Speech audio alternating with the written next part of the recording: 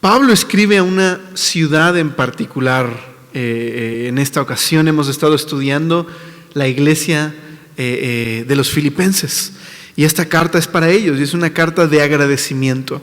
Los filipenses habían entrado en una relación especial con Pablo, habían apoyado su ministerio incluso económicamente. Y tenía una relación especial con ellos, y simplemente escribe esta carta como una carta de agradecimiento para ellos.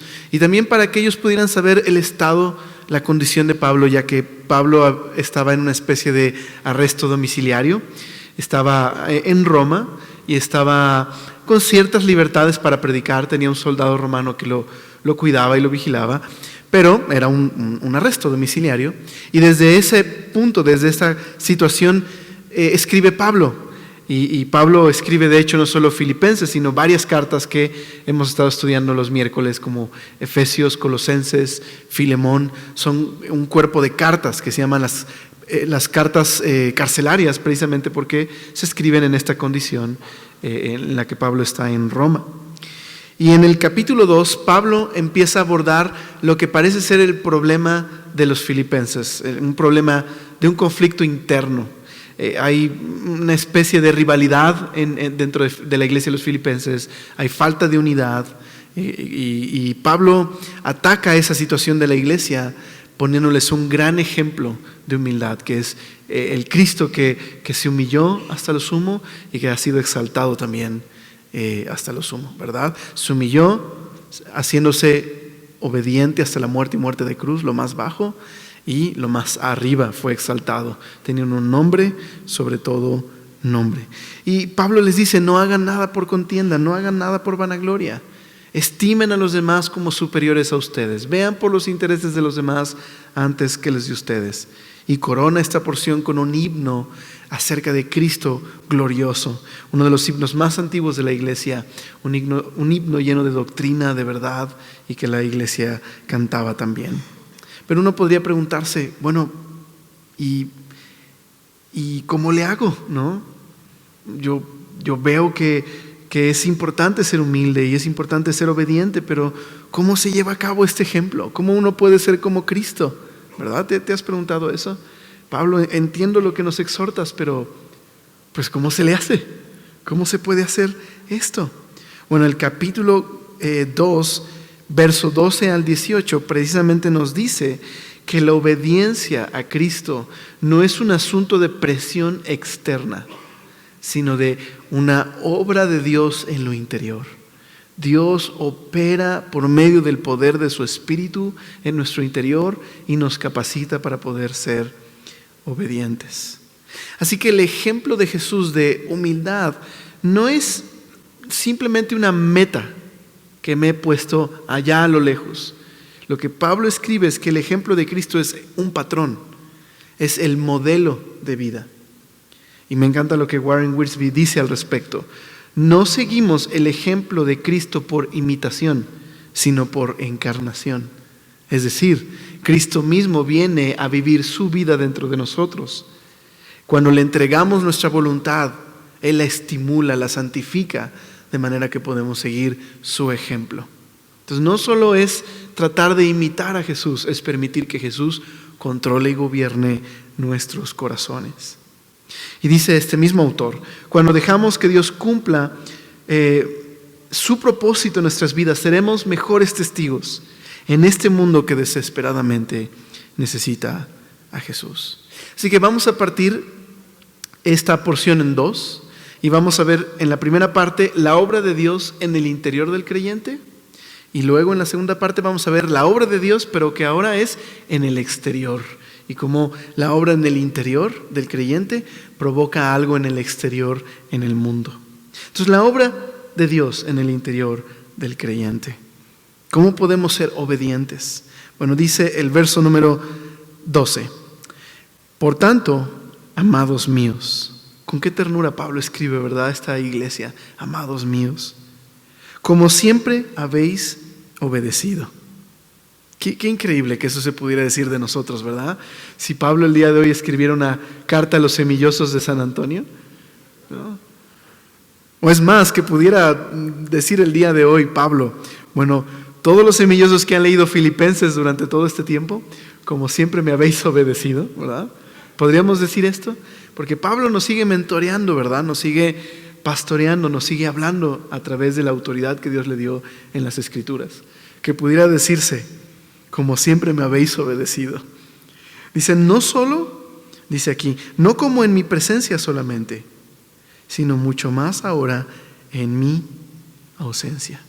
Entonces Pablo tiene alegría porque los filipenses se han sujetado a su autoridad, han sido obedientes a la autoridad apostólica. Y Pablo les dice, ustedes son obedientes. ¿Y en qué les ha exhortado a ser obedientes Pablo? Pues en lo que hemos estado estudiando, en ser humildes, en ver por los intereses de los demás antes que en los suyos, en poder amar desinteresadamente a los demás. Y claro, podríamos decir en la doctrina que han recibido de parte de Cristo, han sido obedientes, han sido fieles a Dios. Pero ahora Pablo les dice, no deberían ser solamente obedientes cuando yo estoy entre ustedes. Ustedes deben ser obedientes ahora más que estoy ausente. Entonces quizás la ausencia de Pablo había provocado ciertas cosas en el corazón de los filipenses que incluso los había llevado a estas rivalidades. Y Pablo les dice, es importante que obedezcan mis instrucciones, pero no solo cuando estoy entre ustedes, sino ahora con mayor razón que ustedes han experimentado cierta persecución, que no estoy con ustedes, deben ser todavía más obedientes, deben tener más ánimo, estar más listos y más dispuestos a obedecer a Dios. Bueno, ¿sabes? Muchas veces nosotros dependemos de que otras personas nos vean para poder obedecer. Y a veces nuestra obediencia incluso depende de que haya una autoridad espiritual ahí vigilándonos. Pero la verdad es que nuestra obediencia debe depender de los recursos que Dios nos da. Es bueno tener hermanos que nos ayuden a obedecer, ¿estás de acuerdo? Es bueno tener hermanos, esos hermanos que funcionan como llantitas. No estoy hablando de estas llantitas, sino estas llantitas del triciclo, ¿verdad? ¿Cómo nos ayudan esos hermanos? Nos ayudan a caminar cuando todavía no sabemos caminar con el Señor. Y es bueno tener gente que nos ayude a obedecer. Pero no siempre tendremos cercanos a esos hermanos. Y los recursos para obedecer tienen que estar basados en el Señor. Entonces, Pablo anima a esta congregación, ahora que él no está presente, a recordar el ejemplo de Cristo que sí está presente con ellos y a obedecer de forma continua, a estar cada vez más dispuestos y más listos y con más ánimo a obedecer. Y la pregunta sería ahí, ¿cómo pueden obedecer los filipenses? Con más ánimo y más pasión, aunque Pablo no está presente.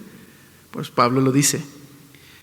Dice, mucho más ahora en mi ausencia, esta es la forma en la que los filipenses deben ser obedientes. Dice, ocupaos en vuestra salvación con temor y temblor. Es una idea extraña, ¿verdad? Yo creo que muchos de nosotros se nos ha enseñado en la iglesia que la salvación no es algo que obtengo por obras. No se trata de mis esfuerzos. Pero de pronto leo en este pasaje, ocúpate en tu salvación con temor y temblor. ¿Estará Pablo contradiciendo su propia enseñanza? Ahora Pablo les está diciendo, bueno muchachos, terminó la gracia, ahora se trata de ustedes y deben esforzarse por ser salvos. No, claro que Pablo no está diciendo eso. Pero entonces, ¿qué está diciendo Pablo aquí?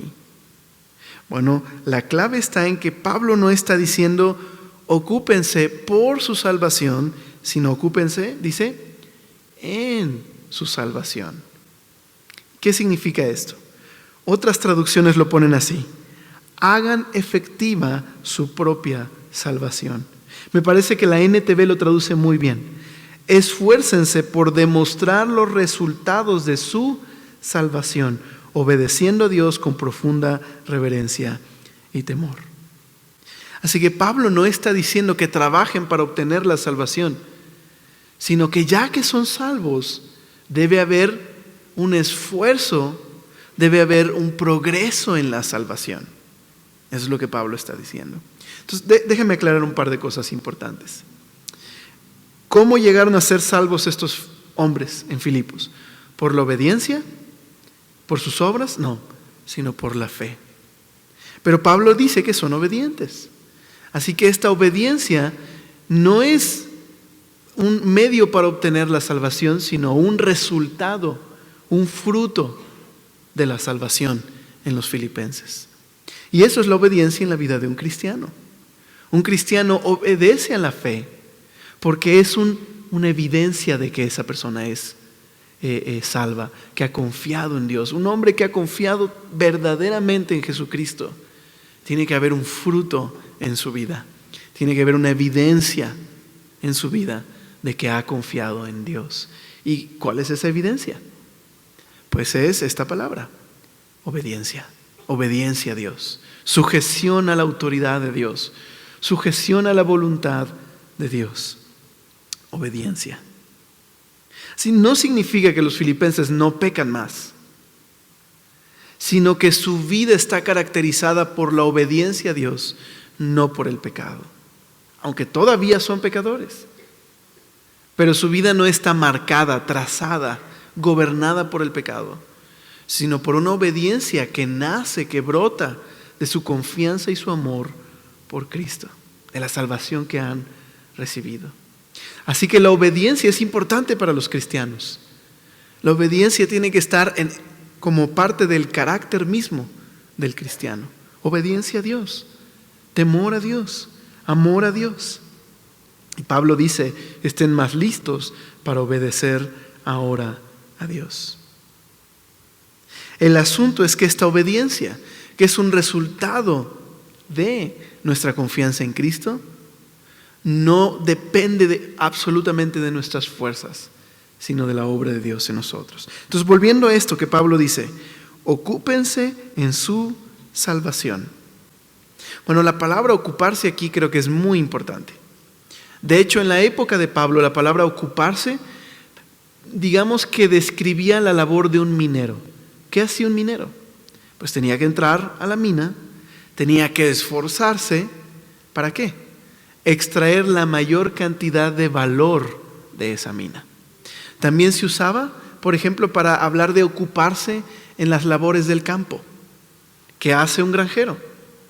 Pues tiene que esforzarse para obtener lo mayor, lo mejor que puede obtener de la cosecha.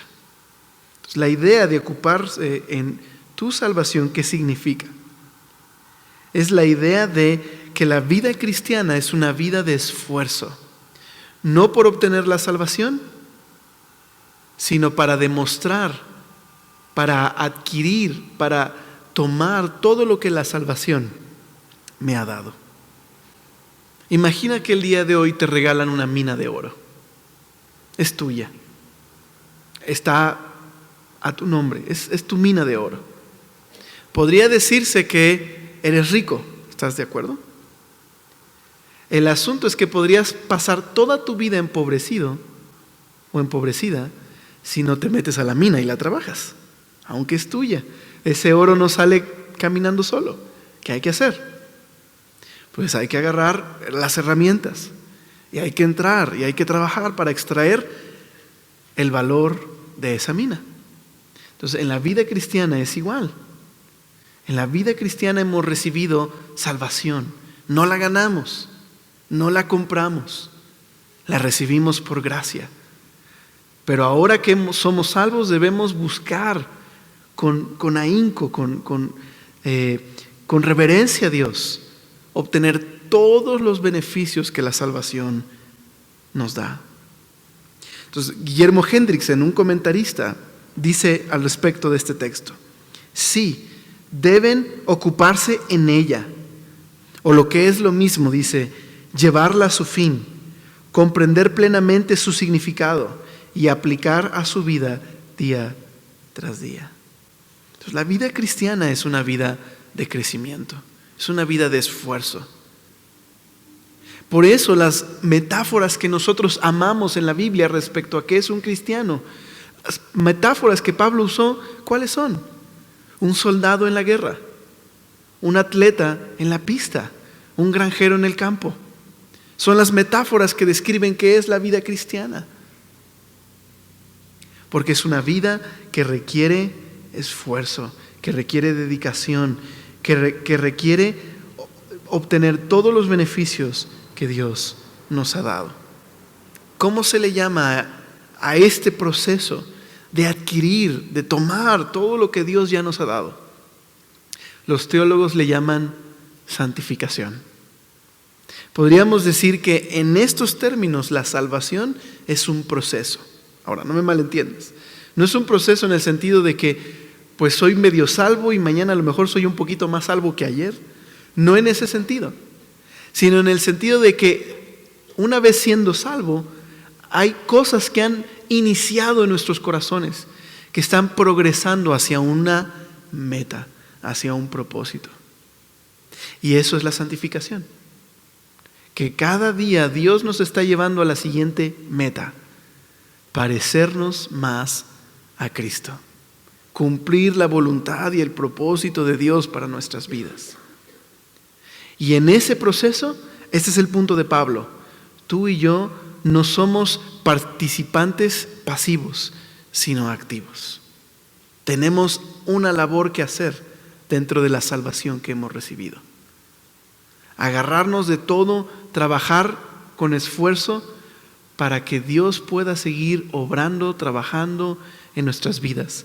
Apropiarnos de todo lo que Dios nos ha dado. Y eso es lo que significa, esa es la exhortación. Obedezcan. ¿Cómo? Ocupándose en vuestra salvación. Ahora, el texto me dice incluso cómo hacerlo. ¿Cómo debo ocuparme en mi salvación? Pues dice, con temor y temblor. Haciendo efectiva nuestra propia salvación. Y dice con temor y temblor. Ahora, ¿qué se refiere a hacerlo con temor y temblor? Bueno, William Barclay, que tiene unos trabajos muy buenos en entender las palabras en el griego y su contexto, él dice así: cuando la Biblia describe el temor de Dios, dice, no es el miedo que tiene un esclavo a su amo, no es el temor al castigo, sino que el temor de Dios procede, dice, de dos fuentes: nuestro sentimiento de pequeñez, de incapacidad. Es este sentimiento que nos impulsa a arrojarnos a los brazos amorosos de Dios porque no somos capaces. Y número dos, es el miedo no a el castigo de Dios, sino a ofender a Dios. Es decir, no es un miedo servil, sino es un temor reverente, el mismo temor que debe tener un hijo a un padre, el miedo de ofender a un padre que me ama y que me ha rescatado y salvado. Así que dice, sean obedientes, ocúpense, esfuércense en su salvación, trabajen para que el fruto del Espíritu se desarrolle en sus vidas. Es decir, trabajen por una vida piadosa, esfuércense como un atleta en tener una vida piadosa. Y dice, háganlo de esta forma, motivados, impulsados, nutridos, alimentados por un amor profundo, reverente, por un Dios bueno. En una ocasión, tratando de explicar qué es el temor de Dios, un padre usó las Crónicas de Narnia para explicarle a su pequeñita qué es temer a Dios. Y en las Crónicas de Narnia hay una escena donde por fin los chicos van a conocer a Aslan, que es la representación de Jesús en las Crónicas de Narnia, un león. Y todo ese tiempo han estado escuchando de Aslan, el león, grandioso, glorioso. Y estos niños en el mundo de Narnia van acompañados de el señor y la señora Castores. Así que van a ver a Aslan. Y cuando le pregunta uno de los niños al señor Castor sobre Aslan, y oye, pues debería acercarme a Aslan, debería tener miedo de Aslan. Y le dice, ¿miedo? Aslan es muy peligroso. Pero luego dice, pero es bueno. Y eso es temor de Dios, que Él es peligroso, pero es bueno. Como el fuego. ¿Deberíamos tenerle miedo al fuego? ¿Qué puede causar? destrucción, pero también puede hacer las mejores carnitas, ¿verdad?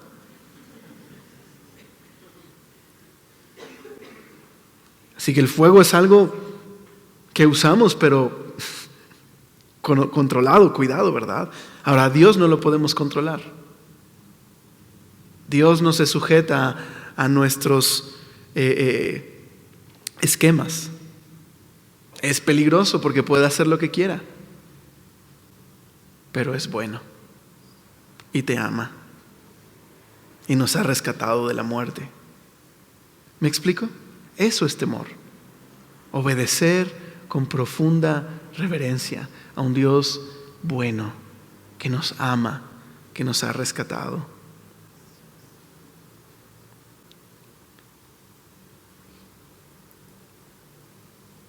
Así que esta es la promesa ahora. Mira cómo Pablo da una promesa. Dice, en medio de la cual, me quedé pensando porque como que siento que mezclé la historia de lo de Narnia. Pero bueno, discúlpeme, demasiados videojuegos atrofia la cabeza, poquitos no tanto, está bien, pero entonces les debo la cita, no recuerdo en cuál de los libros es, pero me parece que sí es en El León, la Bruja y el Ropero. Pero bueno, si no, lean las crónicas de Narnia y ahí lo van a encontrar. Muy bien, la promesa de Dios. Mira lo que dice el versículo número 13. Dice, porque Dios es el que en vosotros produce así el querer como el hacer, por su buena voluntad. Por su buena voluntad. Entonces, esta es la promesa de Dios. Ya está la exhortación de Pablo, obedezcan. Y ahora que yo estoy ausente, con mayor razón, obedezcan. Obedezcan a un Dios bueno que les ama. Que su obediencia sea consistente. Que su obediencia sea a este Dios. Ocúpense en su salvación. Busquen su propia santificación. Busquen que Dios les transforme. Pero esta es la promesa. En cuanto me dispongo a obedecer y amar a Dios, ¿qué me promete Dios? Que Él va a darme el poder para poder obedecerle. Así que en la vida cristiana el esfuerzo no es un esfuerzo unilateral. Dependemos de Dios y Él es el que va a poner en nosotros el poder para obedecerle. Una versión de la Biblia, la J.B. Phillips, dice, porque es Dios que obra en ustedes, y dice así, dándoles la voluntad y el poder para alcanzar su propósito.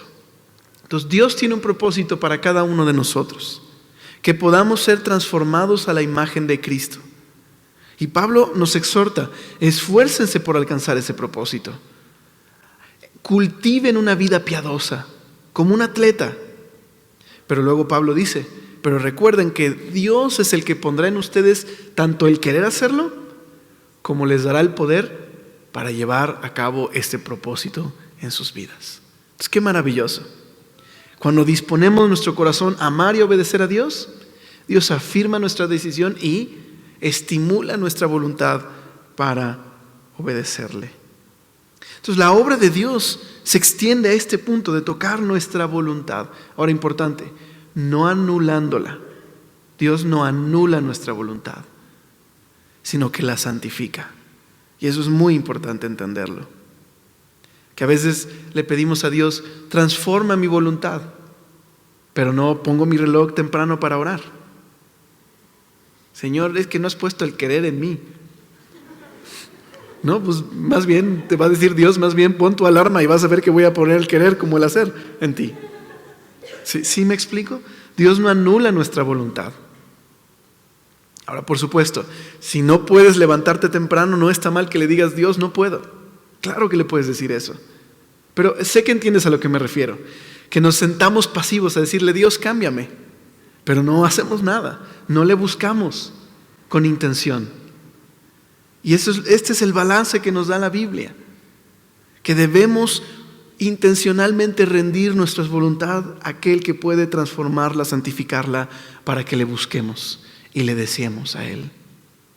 Así que esto es importante.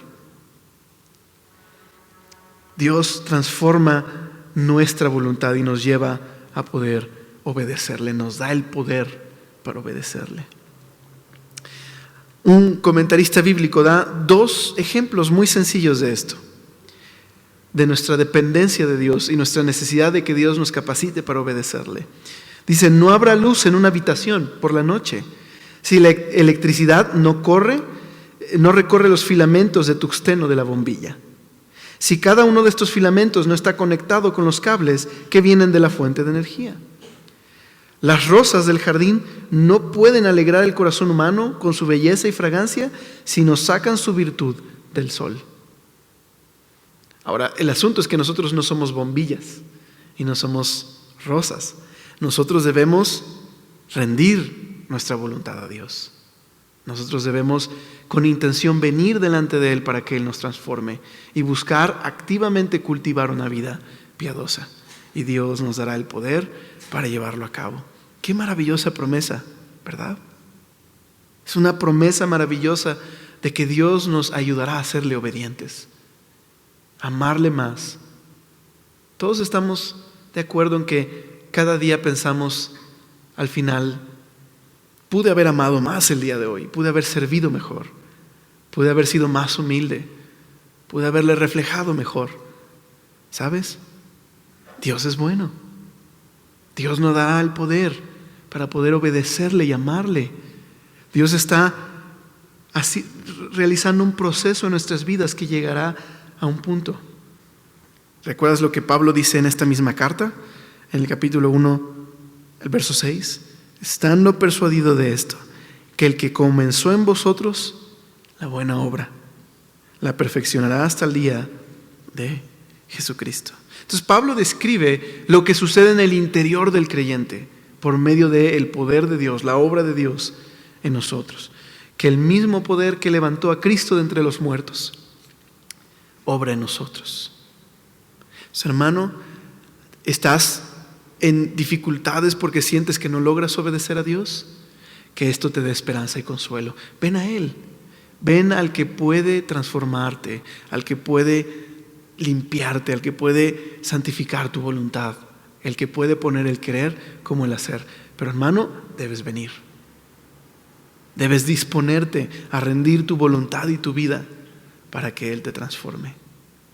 Y debes buscar cultivar una vida piadosa mientras te da el poder Dios y pone Él sus deseos en tu corazón para que puedas obedecerle. Pero Pablo dice que esta obra en el interior va a producir una obra en el exterior. Entonces ahora Pablo nos dice en el verso 14: haced todo sin murmuraciones y contiendas, para que seáis irreprensibles y sencillos, hijos de Dios, sin mancha.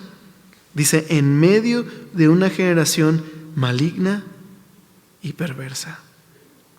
Así que Pablo nos escribe sobre una realidad.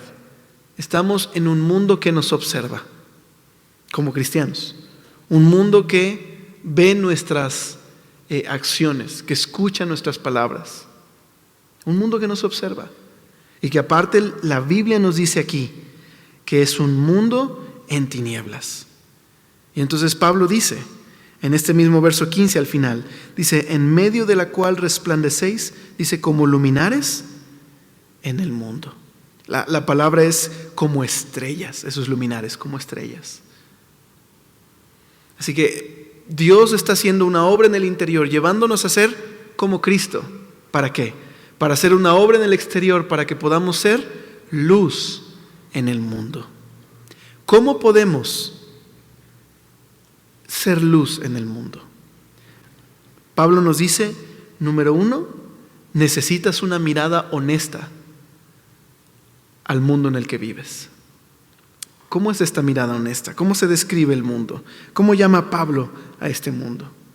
Una generación perversa y maligna. Entonces la Biblia nos da una mirada honesta al mundo y nos dice que hay algo que está muy mal. Podríamos decir que todas las personas, incluso casi todas las filosofías, reconocen que algo está mal en el mundo, que algo está mal con la gente. Bueno, la Biblia nos dice que vivimos en medio de una generación perversa y maligna. Podrías decirlo como moralmente torcida, moralmente perversa. Y con generación a lo que se refiere es a un grupo de hombres parecidos en su carácter y sus deseos. Una generación perversa y maligna. Ahora, ¿cuándo comenzó esta generación perversa y maligna? En el momento en el que el pecado entró en el mundo. El pecado ha traído cambios en el hombre, le ha torcido en su concepción moral de Dios y en su concepción de la vida. De manera que incluso en el capítulo 6 de Génesis ya encontramos cómo el pecado ha traído una distorsión en las personas y que Dios dice que el corazón del hombre está inclinado al mal desde su juventud. Vivimos en medio de una generación perversa y maligna. Es más, Jesús mismo llamó a la gente de su época generación perversa y sin fe. Y eso es una realidad. Para poder ser luz en el mundo, lo primero que tenemos que hacer es mirar honestamente al mundo. Hay algo que está mal en el mundo y no es falta de educación principalmente, no es falta principalmente de un buen gobierno. Sin duda la educación ayudaría mucho y un buen gobierno también, ¿estás de acuerdo? Pero ese no es el problema de raíz. El problema de raíz es que el pecado ha oscurecido, ha entenebrecido el entendimiento y el corazón de los hombres. Y ese es el problema. Y tengo que ver que esto es un problema espiritual. Una generación perversa y maligna. Pero ¿sabes? Jesús veía a este mundo no solamente como una generación perversa y sin fe, también les veía con amor. Y cuando en una ocasión les dijo a sus discípulos que Él veía a las multitudes, decía, como ovejas sin pastor. Y pedía que rogaran al Padre para que enviara obreros a la mies.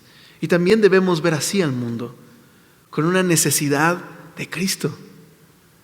Y ese es el primer paso. Número 2, necesitamos no solo una mirada honesta, necesitamos tomar nuestra posición correcta en el mundo.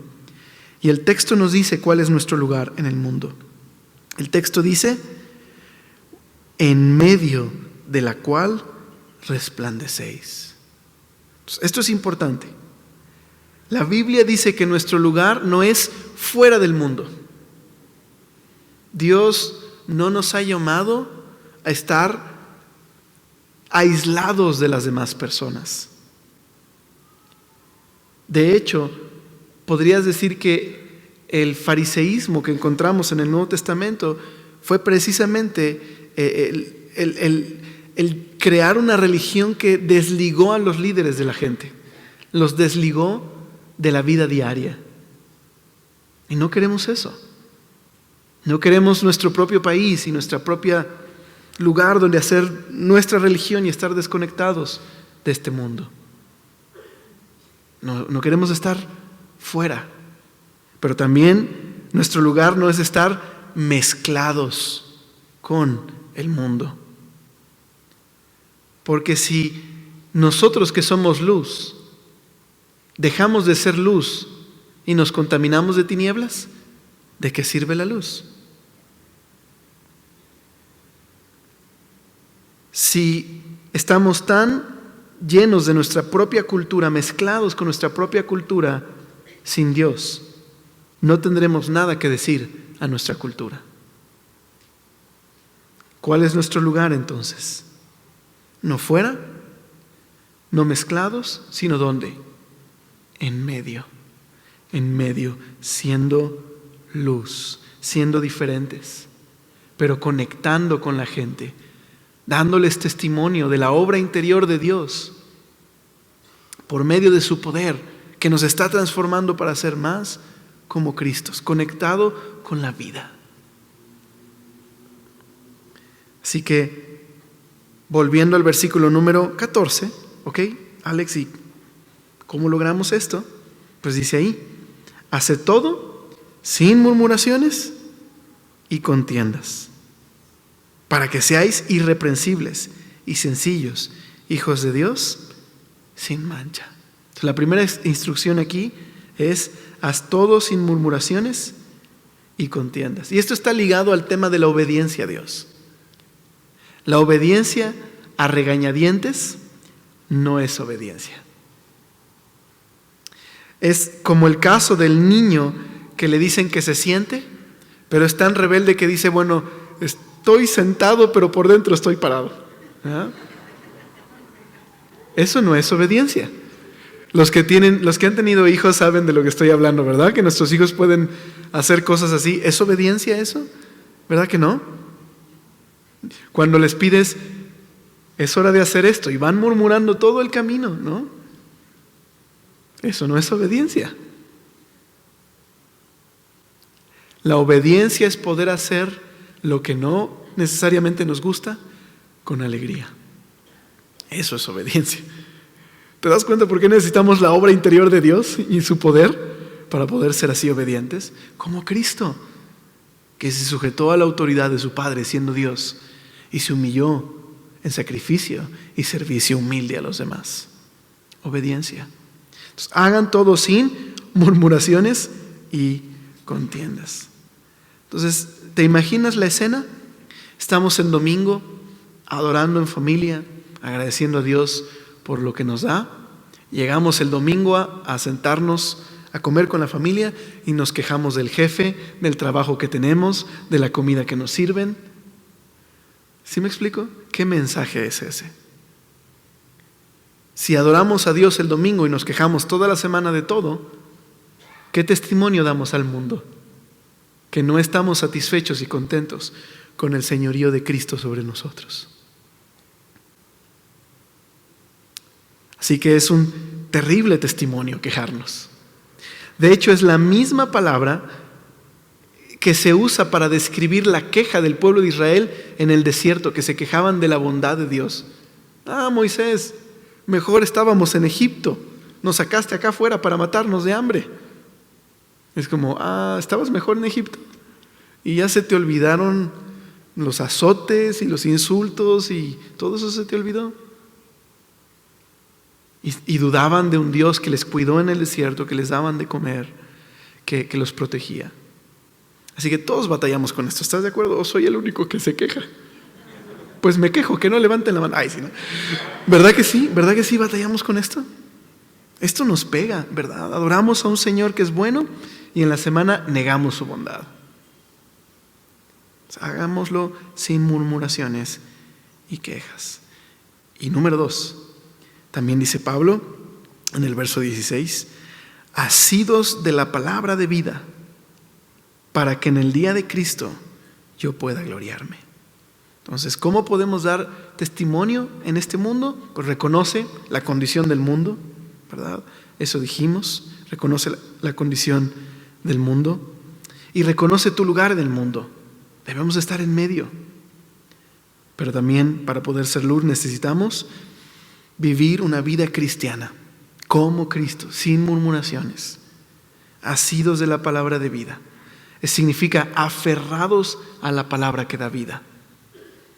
Es decir, no solamente predicando el Evangelio, sino que nuestras vidas puedan ser como estrellas puestas allá arriba que representan el Evangelio.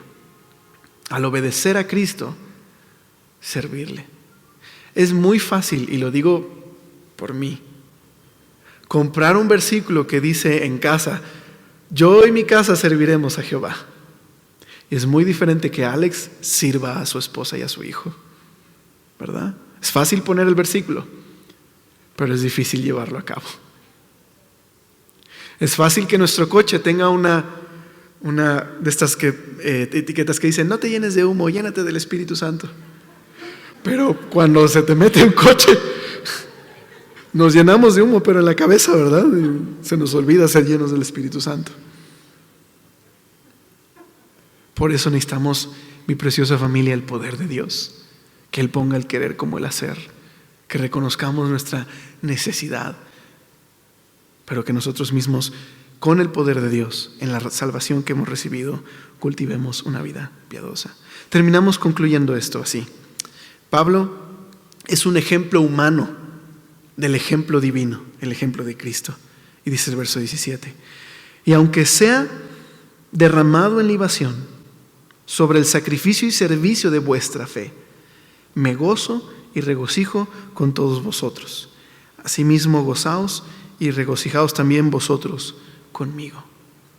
Dos palabras que son la receta para el gozo: sacrificio y servicio. Sacrificio y servicio. ¿Qué es la libación? La libación era el sacrificio final. Cuando en el Antiguo Testamento se ofrecían sacrificios, holocaustos, por ejemplo, que se quemaba completamente delante del Señor, al final se echaba vino o algún ingrediente y eso se vaporizaba y arrojaba un olor. Eso es el sacrificio final. Y lo que está diciendo Pablo es: ustedes son el sacrificio, yo nomás soy la libación. Yo me gozo, yo me alegro en nomás ser la libación en el sacrificio que ustedes van a ofrecer en su servicio. Y esa es mi alegría. Que yo pueda con mi vida nomás ser la parte final. Pablo dice: compartan este gozo conmigo. Alégrense conmigo. No hay verdadero gozo en la vida cristiana que nos libere del horror de las quejas, que no involucre sacrificio y servicio. ¿Quieres curarte de quejitis? Entrega tu vida en sacrificio al Señor y sacrificialmente sirve a los demás. Entonces, en lugar de quejarte de que la comida en casa es mala, ¿por qué no ayudas a tu esposa en la comida? No diciéndole: te voy a enseñar cómo se hace. Eso no. Eso, sape, Alex, no pienses en eso. Sino más bien, sírvele. Que ese sea un tiempo juntos para cocinar. En lugar de quejarte que la comida tarda mucho, pues ayuda a tu esposa. En lugar de quejarte que tus hijos no te obedecen, y eso me lo digo a mí mismo, pues mejor invierte tiempo con ellos, sírveles, llega a sus corazones, ámales. En lugar de quejarme de que mi jefe no es un buen jefe, pues ora por él, ven que le puede servir. En lugar de quejarte de que la chamba es mucha y que nadie te hace caso, pues mejor ponte a trabajar. Sea un ejemplo de servicio. ¿Me explico? Y nos cura de la queja, ¿verdad? Y podremos ser testimonio al mundo. Entonces, para que no se quejen que ya fue mucho tiempo, vamos a orar. Señor, gracias por el día de hoy y gracias por tu amor y tu misericordia. Y Señor, yo soy el primero aquí delante de mis hermanos de levantar la mano y decir: yo soy un quejumbroso. Ayúdame, Señor. Ayúdame a poder honrarte, Señor, y glorificarte. Ayúdanos a ser transformados, Señor. Y que, Señor, nos des disposición de cultivar una vida piadosa, Señor, de cultivar disciplinas espirituales, Señor, que nos lleven a amarte y temerte y obedecerte. Que sea nuestra prioridad en la vida, Señor, amarte y obedecerte, Señor. Y concédenos, por favor, una vez más de tu Espíritu para hacerlo sin queja, Señor. De manera que en el día a día la gente pueda ver tu amor en nosotros, Señor.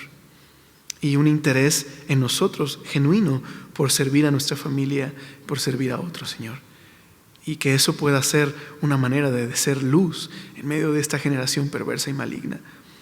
Y que a veces nos quejamos tanto, Señor, de cómo está el mundo. Y olvidamos, Señor, que nosotros mismos podemos simplemente estar ahí, Señor, siendo luz. Y de esa forma empezar a ver cómo tú transformas a otras personas alrededor. Te damos gracias por esta noche. Y ayúdanos con humildad, Señor, y con un corazón quebrantado y necesitado de tu gracia. Te rogamos una vez más. Ayúdanos, Señor. Amén.